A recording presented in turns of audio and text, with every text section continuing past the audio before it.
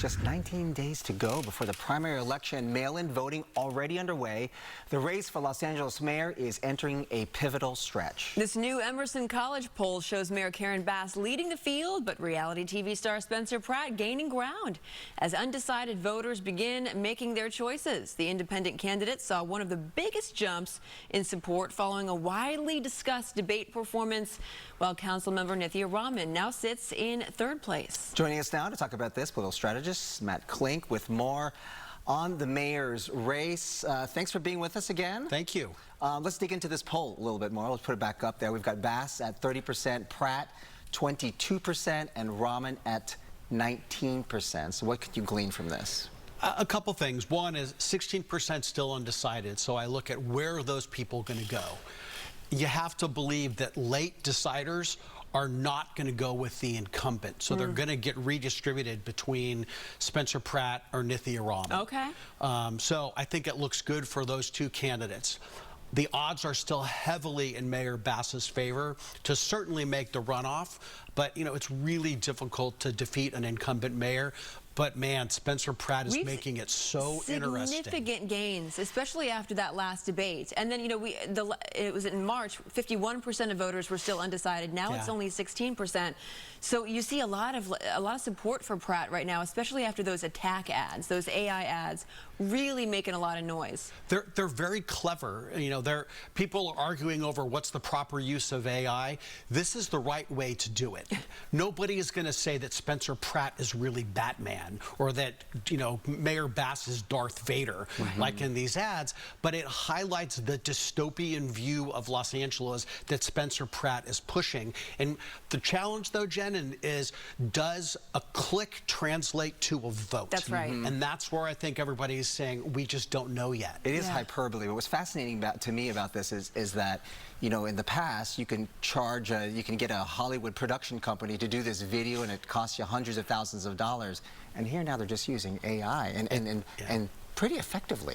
Yeah, absolutely. I think that this is going to be a coming trend.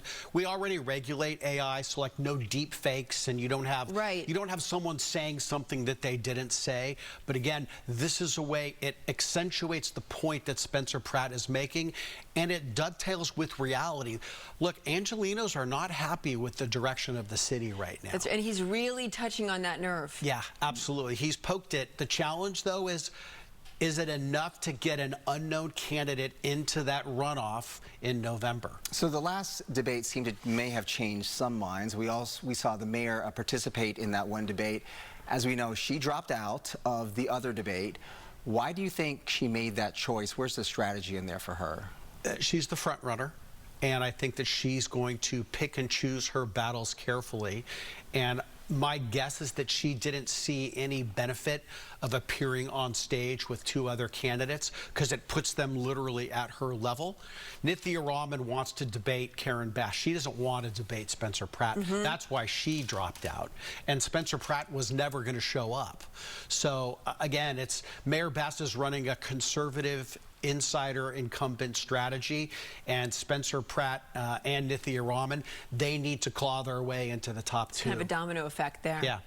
So one big thing that has just recently come out, TMZ actually did an interview with Spencer Pratt after this ad campaign showing, and this was the big ad, right, that really had him making a splash with voters, where he says, this is where Karen Bass lives, this is where Nithya Rahman lives in her $3 million home, and this is where I live, in that trailer essentially on his burned out property. Well, TMZ finds out that he's staying at the Bel Air Hotel. They ask him about that, and he said, I don't really even have a home. I'm not staying anywhere. So they really confronted him about his use of words there. Do you think that that can make an impact here? He kind of made a silk purse out of a sow's ear here. He took what gotcha moment that TMZ exposed him for living in the ritzy Beverly Hills Hotel. And again, it reinforced his message. No, I don't have a home. My home burned down.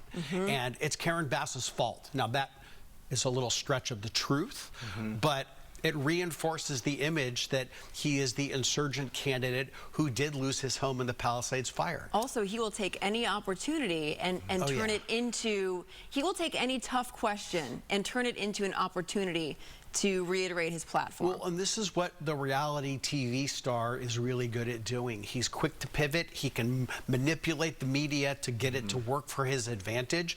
And against a traditional candidate, he's running circles around the traditional candidate right now. But again, publicity is one thing, votes are what count here. So we will know in 19 days whether he's successful or not. Not all former reality stars can do that, though. So he's proven he can do that. Yeah, that's his gift. Yeah. Let's pivot to the governor's race, because making headlines this week was Javier Becerra, who leads in a lot of the polls. He had a hot mic moment before the interview, where he basically says, this is not going to be some kind of a hit piece. This is, you're just going to ask me, this is going to be like a profile piece, right? It's almost asking not to ask me these tough questions. Right. How do you think this might impact him in this race as we head into the primary? It looks bad, so I'll say that up front. It doesn't look good. I hate to break it to the viewing public.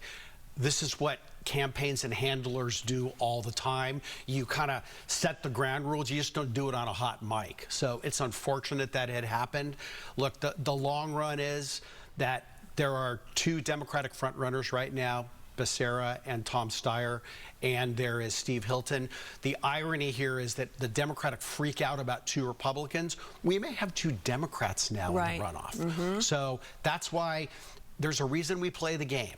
And right now, the two Democrats are pushing up. Steve Hilton appears to be stable, but we could have two Democrats very easily in this November runoff. It is a reminder, though, that when you're a politician, you're running in this scrappy race where it's a kind of a dogfight right now. You really have to be careful about everything that you say. Well, we tell candidates all the time, always assume that the microphone is on. That's right.